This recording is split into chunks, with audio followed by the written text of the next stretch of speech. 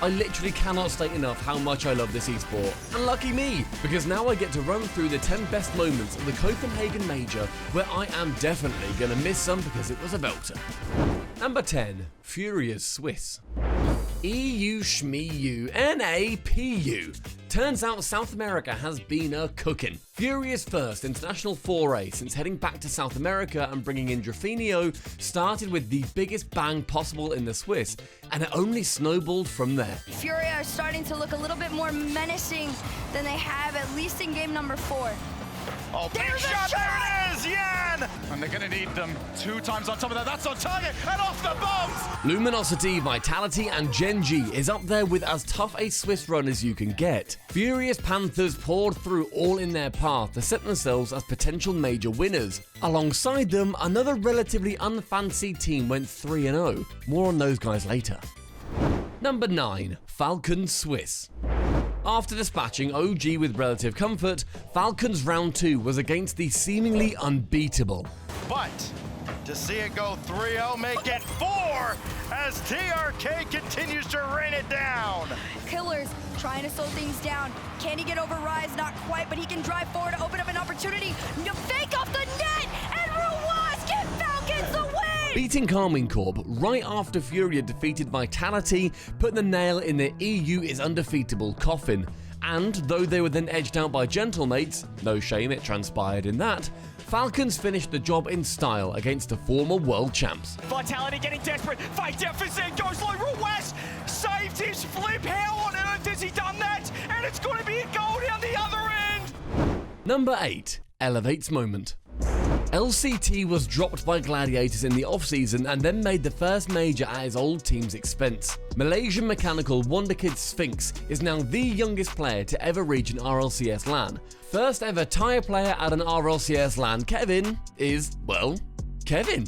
APAC's latest legends fought valiantly every step of the way, though their finest moment came 2 games and 2 goals down against MENA number 2 seed Rule 1. You said 19-0 on MENA against APAC. Have not dropped the game. Another demo, a double demo! It's open! It's LCT! Midfield sees Khaled find Ahmad on the side, and the 100 boost stolen. Another one open, yet again, it is Sphinx! That turnaround seemed to serve as the blueprint going forwards, but LCT has since announced Elevate have dropped him. That decision seems harsh from the outside. Time will tell if it's correct.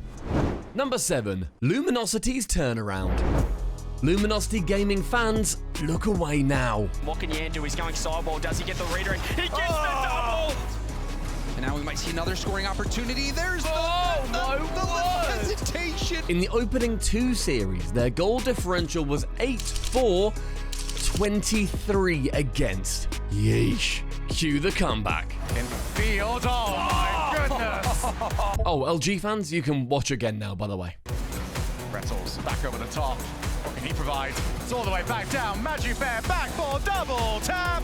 They gotta be careful for overextending OG if one surprise these midfield challenges, and that is a whiff! Despite taking future semi-finalists Team Vitality to all 5 games, LG ran out of steam on Champions Field. Their resolve is incredible, going to Swiss Series 5 in all 3 North American Open qualifiers, while individually, Rlcs has now seen Swiss Round 5 in his last 8 Swiss brackets. You do know you don't have to go to the 5th series of every single Swiss, and you don't have to, throw the first 2 in order to gain pressure, right? With that, the Swiss curtain descended, and so began the best set of quarterfinals we've ever had.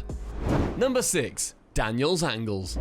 G2's Daniel has a lot of respect for his teammates, his fellow pros, and Rocket League as a whole. What he doesn't respect is the laws of physics, as angles like this one simply shouldn't exist. Tied game for G2. What an angle! Daniel 1, Einstein 0. Going into G2 versus BDS, NA teams were 0-5 against EU teams. G2 had lost to Monkey Moon and BDS 3 times in a row, but Daniel's inspired double helped G2 rewrite that BDS narrative, who in turn were left kicking themselves at missed opportunities. Daniel continued his hatred of the laws of physics against Vitality. Seriously, how did he squeeze this one in? Number 5. The quarterfinals Piece de Resistance. Among a quartet of all-time great quarters, one somehow still stood out. After Karmine Corp dominated games 1 and 2, Falcons' tactical timeout won them the next 3 by 11 goals to 2. Neo Tokyo, and by the way, welcome back Neo Tokyo, would then see one of the most unique overtime winners ever. Addo, big cutout here with Waswa's back, Rise moving upfield. Champions Field, over to you. It's Raz and Atto, who have done the lion's share of the work offensively. Vati, drop down for Rise! Oh, and here's a bonus for fans of coincidental mathematical patterns. Game 7's goals were scored in the order the games were won. KC 1 and 2, Falcons the next 3, and KC making it 4-3 overall. 2 years ago, an unknown person asked if this had ever happened. Well, now it has, deleted user. Now it has. Number 4. Another legend bows out. One of Rocket League's Mount Rushmore figures finally called time on his pro career after North America's final Open qualifier. With Squishy in Denmark, we had the chance to say our goodbyes and the crowd to show their appreciation. I think that waking up every day with the intention of being the best player in the world is something that it's hard to just shake off, but I knew that one day it would come, and here we are, and I feel relieved, I feel stress-free, and I feel like it was the right decision.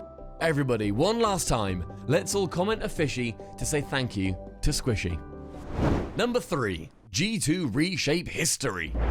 We've zoomed in on Daniel's clutch goals, so now let's zoom out again. Prior to that BDS quarterfinal, Gen G fell to Gentlemates in Game 7, locking G2 as NA's last hope.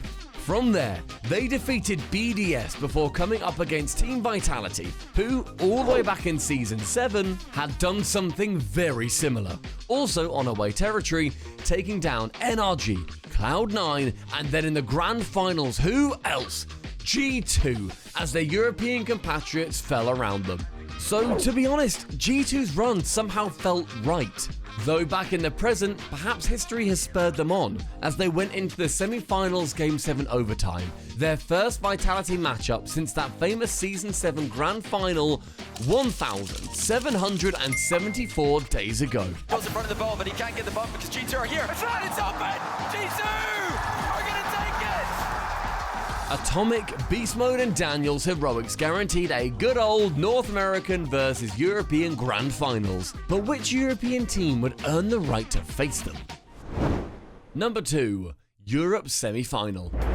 Karmine Corp were 2-0 against Gentlemates going into the semi-finals, but something about the so-called green suits just seemed different now everyone was here in person. Spurred on by their own particular brand of dedicated ultras, Gentlemates played their best match of the season. Shot directly on target, cleared away. Juicy wants to go backboard. He's up, it's central, it's on target!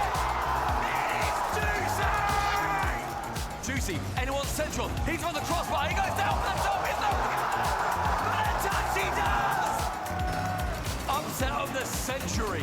If Gentlemates can get this one out on the open net! He's gonna get back! It's Juicy again! Seiko, Itachi, and a peaking Juicy shell-shocked Karmine Corp right when it mattered most. It would be their fans, and not the Blue Wall, who would watch their team line up for all the marbles against North America's best.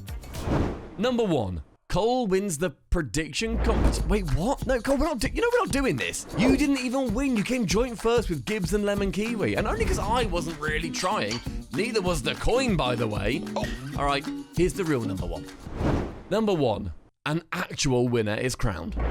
This truly was an event in which the on-pitch battles took center stage, and the grand finals, well, that's going to be no different. They're trying to figure a way out.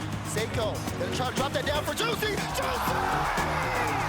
But he wisely lets Daniel take over. Atomic at it. Oh my God, Daniel! Oh my God! And he stayed with the play, just about. And Itachi was there too. G2 can't break out.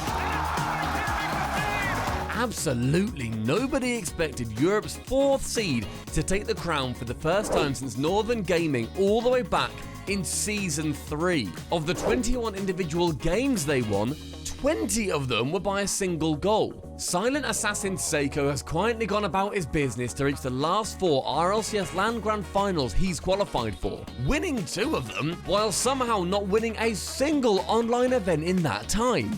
Even incrediblier, Juicy has now won an RLCS LAN before ever winning an online event. And he was crowned MVP. That has literally never happened before.